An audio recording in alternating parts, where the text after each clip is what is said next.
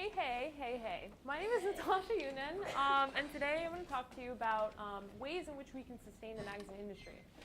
So, as a kid, I would always read magazines.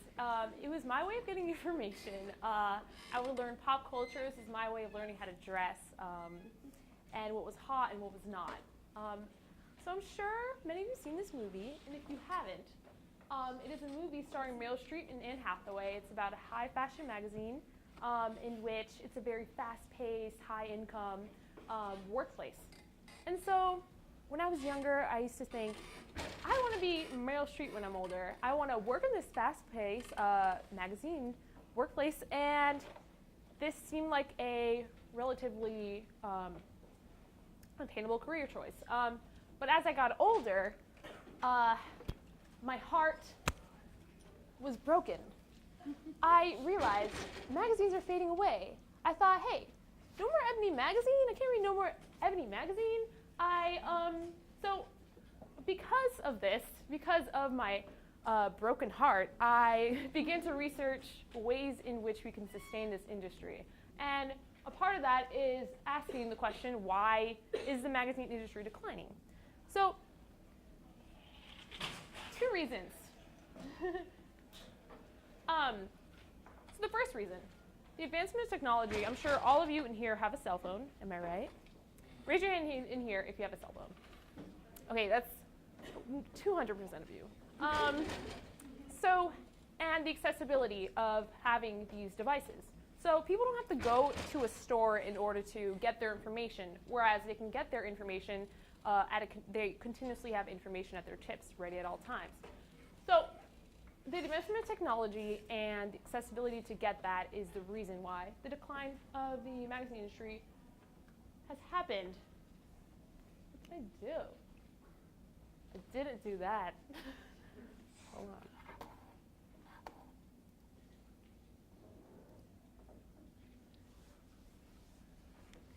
Okay, so how can we make magazines appeal to internet users?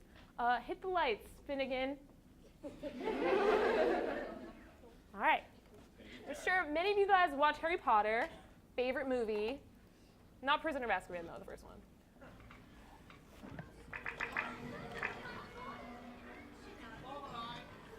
Want everyone to picture the thing they fear the very most and turn it into something funny. Next. Rock. Concentrate. Listen. Be brave.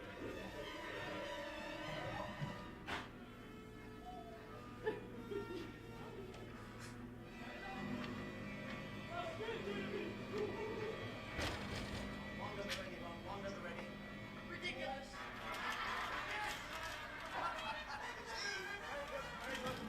Hit the lights again.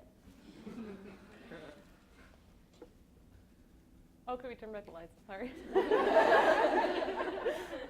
All right. So more of the story is the magazine industry shouldn't be afraid. So as Ron Weasley was afraid of the spider or spiders, he got over his fear by putting himself out there. And I feel like the magazine industry shouldn't be afraid of turning from a print culture into a digital culture.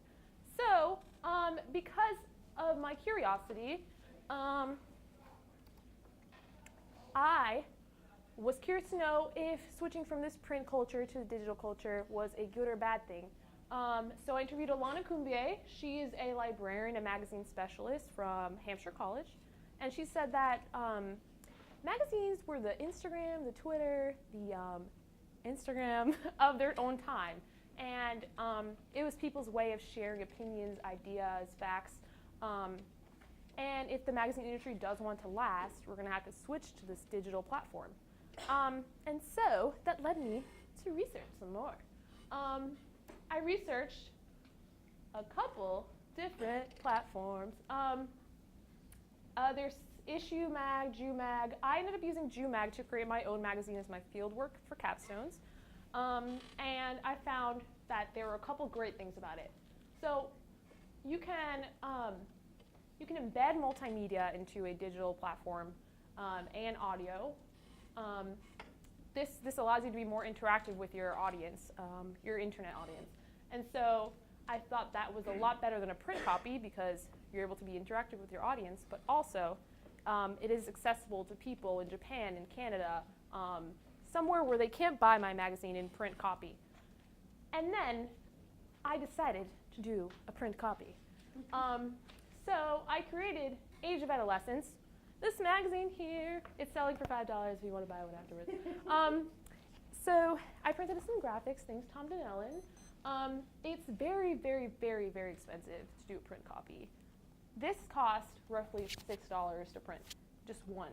And so I created this GoFundMe, and this video here is me begging for more money. I was $100 to $200 short a day before the deadline, and I had to ask America for more money. So there we go. So digital copies are a lot cheaper to print, and in the future, it's a lot more beneficial for companies to use a digital platform than a printed magazine. So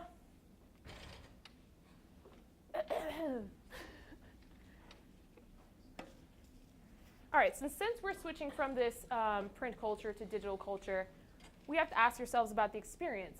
The experience of reading a magazine is touching, is feeling, it's flipping the page, it's the smell of it sometimes. There's this vinyl theory. A magazine editor from Discovery Magazine, he talked about when you listen to a vinyl, it's the sound that brings you into it. People are having this nostalgic feel of vinyl copy, and in terms of CD versus vinyl, people would rather listen to vinyl because of the experience, right? And so with magazines, it's becoming the new vinyl of the print and publishing world. So a lot of independent magazines have been rising up, and because of this, there's a reason because of this. Social media has done a big part in this.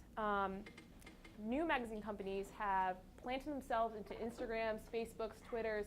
They post articles every single day in order to attract their audience to buy this consumable item.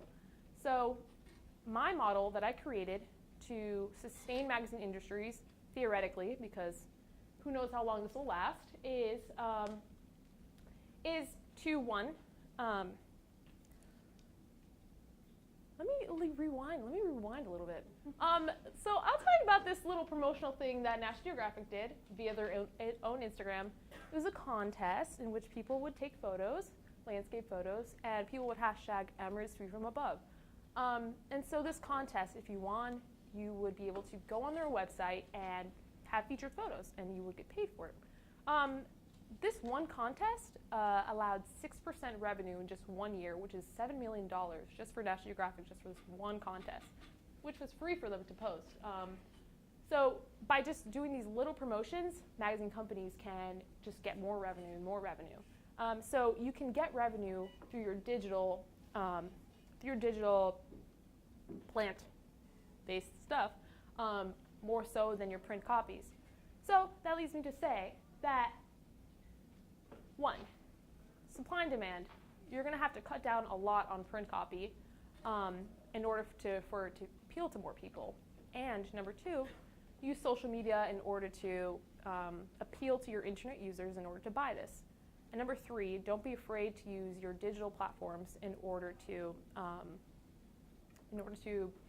bring people into being more interactive with your audience. But in theory, this is all theoretical. This is a theoretical model. I am not Steve Jobs, who can predict the future of advanced technology.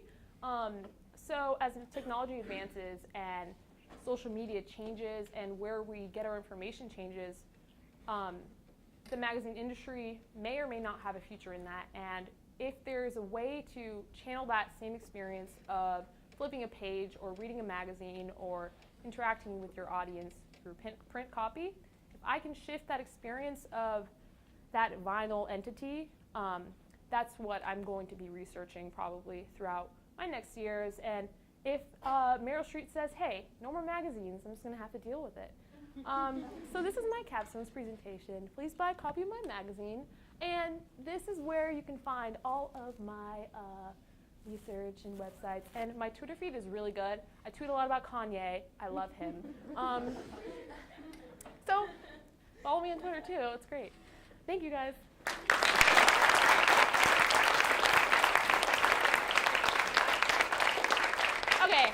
should buy the copy though, because.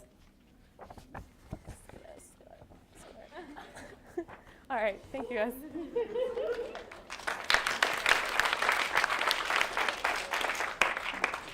We have a few minutes for questions before we go on to the second presenter, so if you have anything you want to know, please ask at this time. I have a question for you, because I actually was just looking at something where they're kind of digitizing a postcard where you could take a photo and an app would send out your postcard, but it wasn't being successful because it wasn't handwritten and people would receive it and they didn't get that warm feeling of like an original one because it was just kind of like text.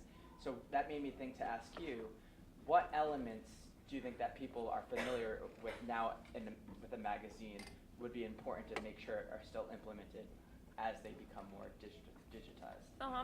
So that's a lot of my research is to try and equate that experience of a print copy and holding that postcard of, is that you have this physical thing and you want to, either do you want to keep it forever, this physical thing, or do you want it to be stored away in a device? So it's the same thing as like a t-shirt or something. Like, do you want this t-shirt, this is a really bad analogy, but if you want this t-shirt to be on your cell phone in order to wear it, that's a really bad analogy. Let's see. The same experience has to be somehow equated into the digital world, and that's what I'm here to research from now on. How is your digital version of your magazine different from your print version? OMG. Okay. So if you guys are friends with me on Facebook, you can find the link to my magazine. It's also, Library tweeted it. There's a couple things that are different. There's an embedded video. It's called Foul Play, in parentheses, Black Sadness. So, that's really sad. And there's also, I was going to embed playlists into the magazine, but for time's sake, I only had 2 weeks to make the magazine. I wasn't able to. And so you can have multimedia, and you can have videos, and you can have all these other things. Plus, there is social media. You can share this through social media faster and easier. If you want to get your copy to some executive somewhere else, you can just send it to them. I could send it to Kanye West and he could read it. He likes zines. Just fun fact. What